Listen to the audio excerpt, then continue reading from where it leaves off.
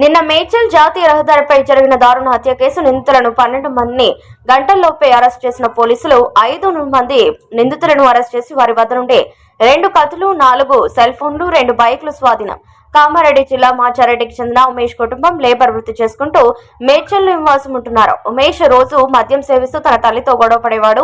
ఎన్నిసార్లు వద్దని వారించిన ఉమేష్ ప్రవర్తనలో మార్పు రాకపోవడంతో విసుగు చెందిన తమ్ముడు రాకేష్ వాళ్ళ కజిన్ లక్ష్మణ్ మరో 3 సాయంతో కలిసి మేడ్చల్లో నడి రోడ్డుపై కత్తులతో నరికి హత్య చేశారని, మద్యానికి బానిసై కుటుంబ సభ్యులపై వేధింపులకు పాల్పడుతుండటంపై విసిగిపోయిన అతని తమ్ముడు హత్య చేసినట్లు హత్యకు గురైన ఉమేష్ పైన కామారెడ్డి పిఎస్ 14 కేసులు ఉన్నాయని తెలిపారు.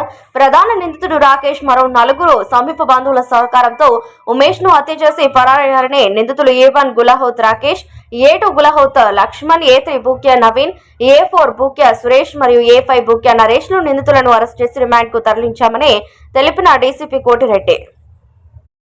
జరిగినటువంటి ఒక మర్డర్ కేసులో మేడ్చల్ పోలీసు ఇమీడియట్గా నైట్ అంతా వర్కౌట్ చేసి అందులో ఇన్వాల్వ్ అయినటువంటి 5 నిందితులను కూడా అదుపులోకి తీసుకోవడం జరిగింది. వివరాలకు పోతే డిసీజ్డ్ ఎవరైతే మృతుడు ఉన్నాడో గుగ్లోత్ ఉమేష్, ఇతను 24 years, married, private employee.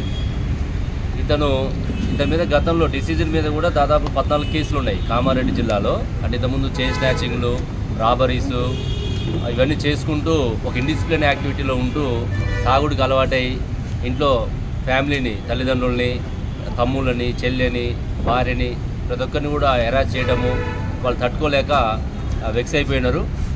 Vex అయిపోయి తమ్ముడు ఎవరైతే ఉన్నాడో సొంత తమ్ముడు గుగ్లోతు రాకేష్, ఇతని యొక్క ప్రవర్తన చూసి ఇసిగి వాళ్ళ ఫ్రెండ్స్ తోటి, కజిన్ బ్రదర్స్, వాళ్ళ బ్రదర్ ఇన్ లాస్, ఇలా అందరు కూడా వాళ్ళ రిలేటివ్సే. గుగ్లోతు రాకేష్ మృతుడికి సొంత brother, Guguloth Laxman cousin brother అవుతాడు. మిగతా బూక్యా నవీను, బూక్యా సురేష్, బూక్యా నరేష్ వీళ్ళందరూ కూడా రిలేటివ్స్. వాళ్ళకి ఇట్లా అవుతుందని చెప్పేసి వాళ్ళతో డిస్కస్ చేసి ఇతను ఎలిమినేట్ చేయాలని ప్లాన్ తోటి వాళ్ళ ఇంటికి రావడము, వచ్చేటప్పుడే 2 కత్తులు తీసుకొచ్చుకోవడము జరిగి ఇంట్లోకి వచ్చి అతని మీద అటాక్ చేయడం జరిగింది. చేస్తున్నప్పుడు అతను పారిపోయే ప్రయత్నంలో రోడ్డు మీదకి రావడం జరిగింది. మీరందరూ కూడా నిన్న టీవీలలో ఇన్ఫామ్ చేస్తే తప్పకుండా వీటి మీద కూడా కౌన్సిలింగ్ చేయడం, ఇట్లా మేజర్ ఇన్సిడెంట్స్ కాకుండా చేయడానికి అవకాశం ఉంటుంది.